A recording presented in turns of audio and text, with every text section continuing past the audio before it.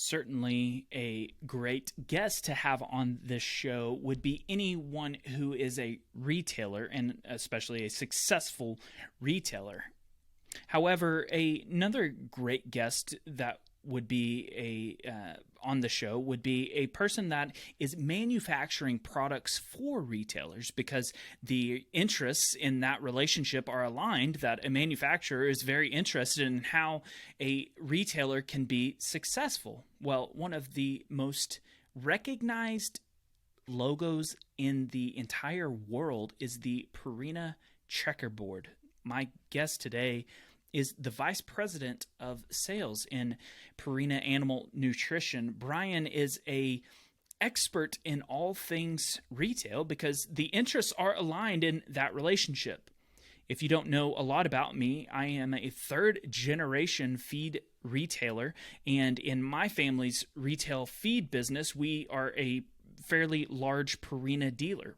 Brian and I have gotten to know each other over the last several years, and I think that he is a great expert in a lot of different things in the retail landscape. So today we are going to talk about some of the do's and don'ts that make for a successful retailer from what he's seen in his position over the last 25 years or so.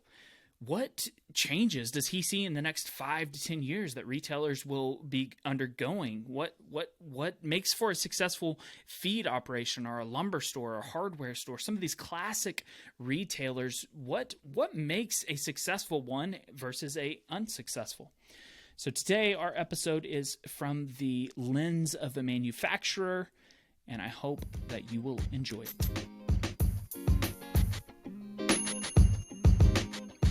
Hello and welcome to the Better Business Podcast, the podcast that helps you improve your family-owned retail business.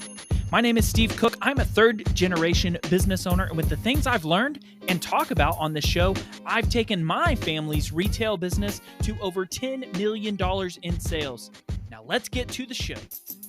Hello and welcome to another episode of the Better Business Podcast. This is episode 108. I have a guest today. His name is Brian, and he's the Vice President of Sales for Purina Animal Nutrition. We have gotten to know each other over the last few years and have gotten closer than we had been in the past, as we are both in the same industry. And though he is not a retailer, he oversees sales to retailers. So I feel like Brian has a lot of expertise and is extremely in tune with what's going on in the retail landscape in the United States, and knows what makes for a successful retailer. So that's what we will kind of be talking about today. And before you yell at him for being the guy in charge of Puppy Chow, that is a different Purina. And so I don't want to hear any flack about having the dog food guy on. That is a completely different company. Brian is over all the livestock animal nutrition that Purina is over. Brian, welcome to the show. Hey, thank you, Steve, and value the partnership we have with you and your business very much. So, Brian, as I kind of alluded to, I want to talk about what makes for a successful retailer, and specifically one that you would be in tune with, a rural retailer, and somebody that is not maybe a boutique or somebody that's in a downtown metro with a lot of foot traffic. What makes for a successful rural retailer? And that might be a lumber yard, a hardware store, a feed store, something like that. As far as you've seen it over the several years that you've been in your position, what do you think is the difference between a successful retailer, one that's selling a lot of horse feed or cattle feed, and one that's not selling a lot? Is it maybe just their energy level? Is it they're at the peak of technology? What is the difference between a successful retailer and one that's not?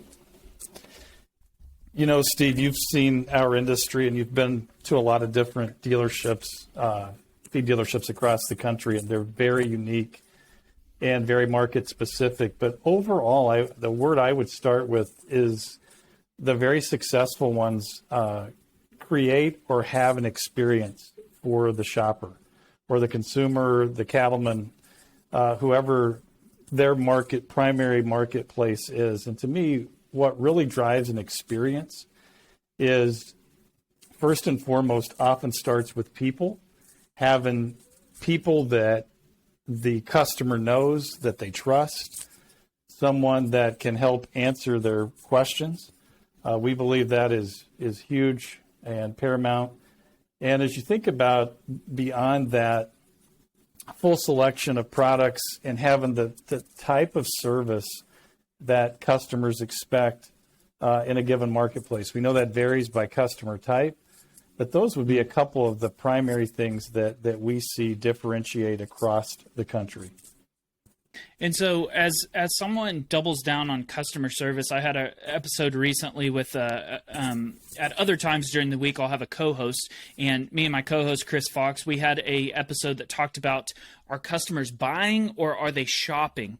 And I've kind of struggled with that in our business between the customer that is buying, because to create an experience for a customer, it's very hard when they're coming in for the same order week after week and they're getting 5 bags of the same product or something similar to that. So along those lines, do you think that, when you say an experience for a customer, I feel like it's such a difference of in different businesses. I had a guest on, his name is Jesse Cole, and he owns a minor league baseball team called the Savannah Bananas. And he talked about this idea of a customer experience and was talking about how every business should have an experience like he creates. And I struggle with that because I'm like, some people are running an errand in our business. Do you think that creating that customer experience, that it's a difference depending on what business you're in, that to some customers it'll be speed, and to some customers it'll be, that friendly atmosphere and stuff like that? What's your opinion on all that? 100% agree with you on what you're saying. In our business, you do have people, they're coming in to buy the same thing. And I do think it varies by customer, but with that, I think as an industry,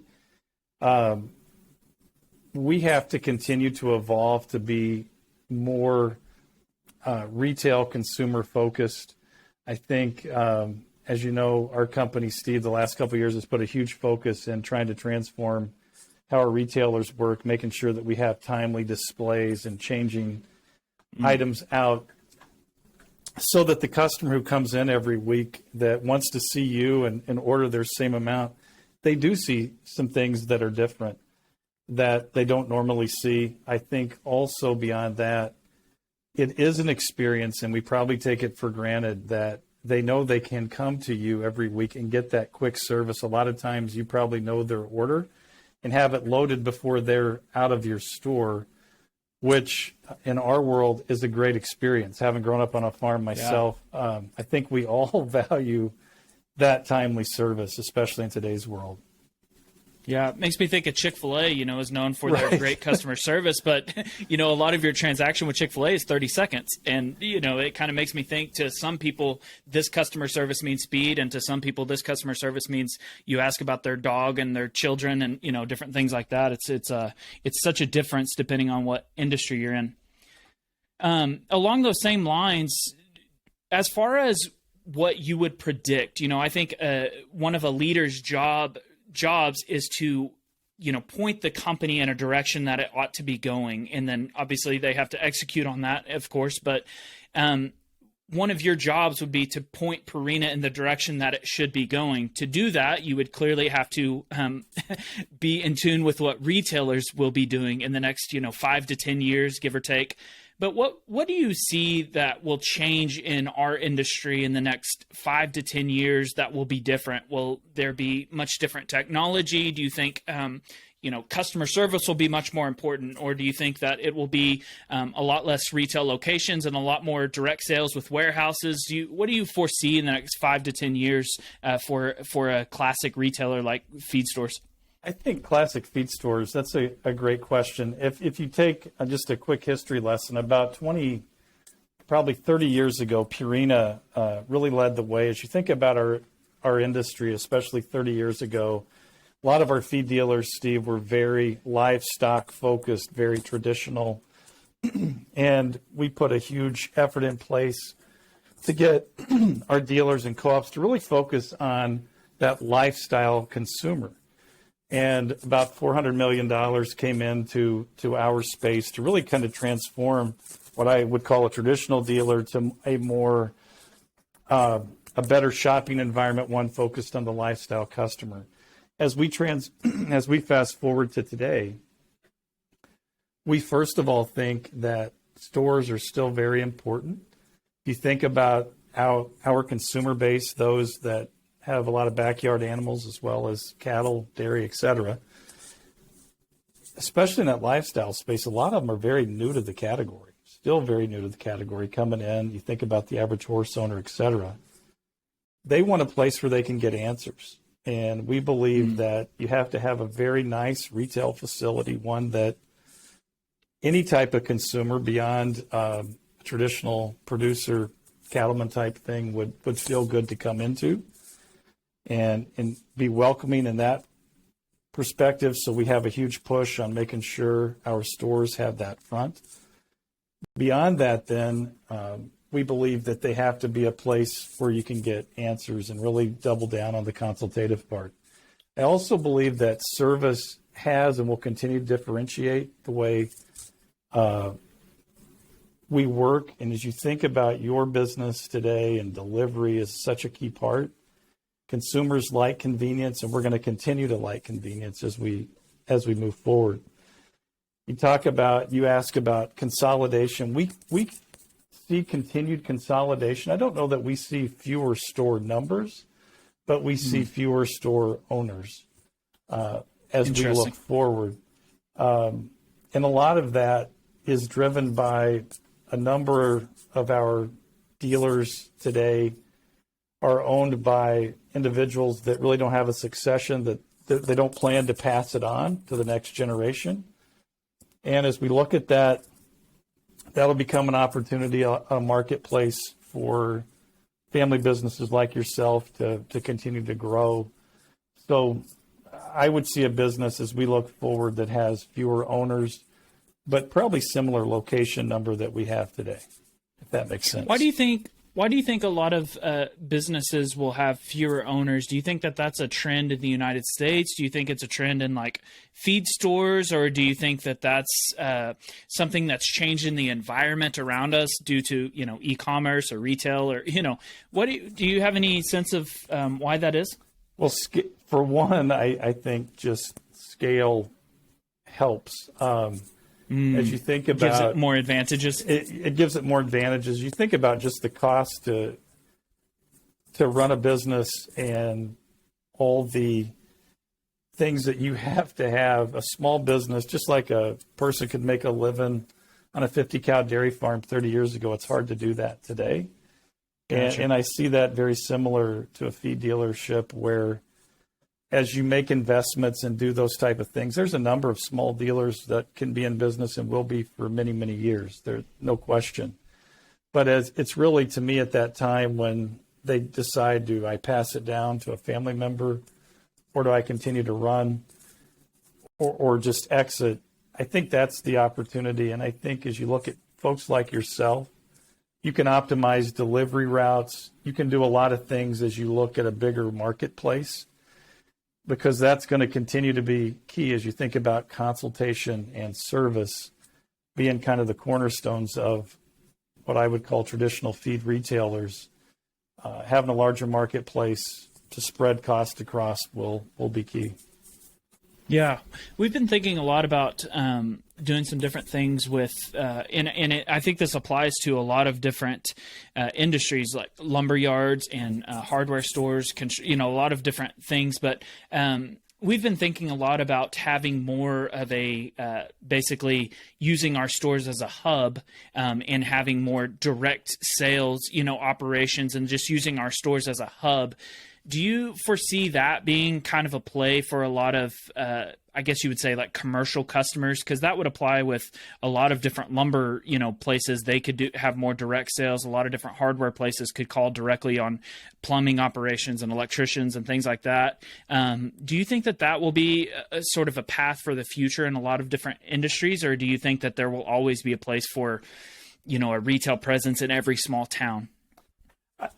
I think it'll be a combination, Steve. As we look, we still believe convenience. When you talk to consumers of animal products, the number one thing is convenience, and they define convenience as somewhere they can get to within 20 minutes or 20 miles. I understand in certain geographies that probably changes, but on average, that's what we see. So I think that will continue to be key. We already today, I've been in the industry a little over 25 years. 25 years ago, you would have 2 to 3 feed dealerships in every town. Yeah. Today, you have one in a lot, or some don't. So I think we'll continue to see that evolution a bit. But as far as getting product, we're in an industry, to me, that's unique in that we sell things in 50-pound bags. It's pretty hard to, most UPS drivers don't like delivering that. And as you think about what you all do, you don't put it on somebody's front porch, Steve. You actually take and put it in their facility. You rotate stock. You bring other supplies with it. And I see that trend continuing to grow. And those of you that do that well, I think will continue to flourish in that space, because people like myself love that convenience and love that level of service that you provide. We call it white glove service. And I think our dealers do a phenomenal job of that. So you'd mentioned, it's hard to ship a 50-pound bag via UPS, which brings up the conversation of e-commerce. I think that's a fun conversation for a lot of business articles and magazines and things like that. And it seems like e-commerce is taking over the world. But when you look at actual statistics, retail is still the far majority of the commerce in the United States.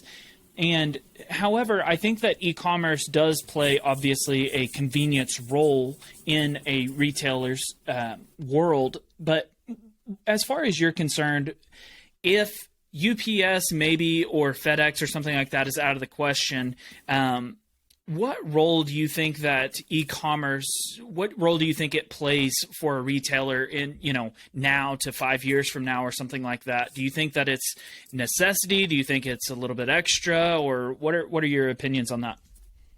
Steve, I think it's a necessity, and I'll explain that. To me, it's really about, as you think about the average consumer, think about you and me both. A lot of times we begin our search for something online. Right? We look and see, and then we may go pick it up and want to go look at it, but we begin it online. So I think we have to have a presence online that's very consumer focused and really helps them, but ultimately directs them. And from our perspective as an organization, we believe, if we can bring a customer that you otherwise couldn't get in, we think that's great. Ultimately, though, we would like to hand it off to you to be either that last mile of distribution and or that point where they pick the product up, because we think that is we know it's the most efficient, cost-effective way for the consumer, which is important, and we think it's good for you too. But I think for us, we have to be present online and give consumers choices, whether it's buy online, pick up in store, whether it's to get my product delivered directly to me. We have to have a presence, and that'll continue to grow. But I think as far as the nature of our business, whether it's hay, straw, feed, it will be hard for your average common carriers just to bring and put that on somebody's front porch. Yeah. I think that there has to be some sort of different, it's similar to grocery delivery and a lot of these challenging products to actually deliver. It brings with it a ton of different challenges to actually get that product to someone's door. But I do see a path that everyone would like to have things delivered. It's just the mechanism to get it there is one of the most challenging things. I think every retailer kind of struggles with that. As far as the independent retailer, obviously Purina has relationships with big box stores and of the likes of like Tractor Supply and different places like that. But we talk about in our common language of a independent retailer versus a box customer or something like that. As far as like an independent retailer is concerned, What advantages do you think an independent retailer has against somebody like a Tractor Supply, or in a lumber situation? What does a independent lumberyard have over like a Lowe's or a Home Depot or something like that, that would be something that they should double down on or triple down on in that competitive landscape? To me, it begins with personalization. Many of you, like yourself, know your market, know your customers extremely well, first name basis. And you talked about Chick-fil-A earlier, but we all like to go to somewhere where they actually know us and greet us. I think Ace Hardware, for example, does a great job with that type of service. When you walk in, they're helping you right away. And I think, as I think of our feed dealers, you all do that extremely well. And it ties back, I keep using the words consultation and service. But to me, that's your hallmark. And I think that is what differentiates you from other retailers out there, is you do that extremely well. And that's where I would be doubling down as an independent retailer, because I don't think there's anybody that can do it as good as you all have done it consistently.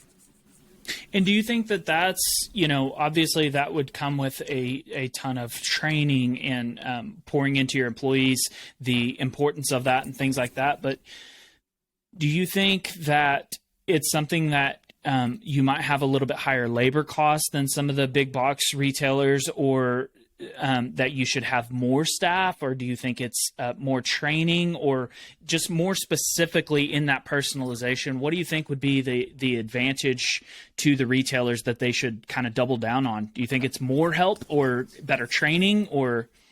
I don't think it's necessarily more help. In today's labor environment, that becomes fairly complicated. Almost impossible. Yeah, that's could be tough, but we don't have enough time on the podcast for that one. But to me, Steve, it's all about having the best people trained extremely well. And I've always been a big believer of that with our own team. We always strive to have the very best people trained to the highest level. As you know, we as a company have put some things forward to try to help really up that for you in our dealer stores, having that person that can really lead training and is a key source of information. I think that's how you win, by having the best and most highly trained people that are very engaging to the customer. Especially in a specialty retailer, I think that is a paramount thing, is to have somebody that can answer questions. And you mentioned Ace earlier. I don't think anybody goes into Ace knowing they might know what they're needing kind of generally, but they at least need to know where it's at. Or I think a lot of these specialty retailers, I think of pool supplies or lumber or hardware or something like that. That is such a necessity to have somebody there that can direct and help somebody.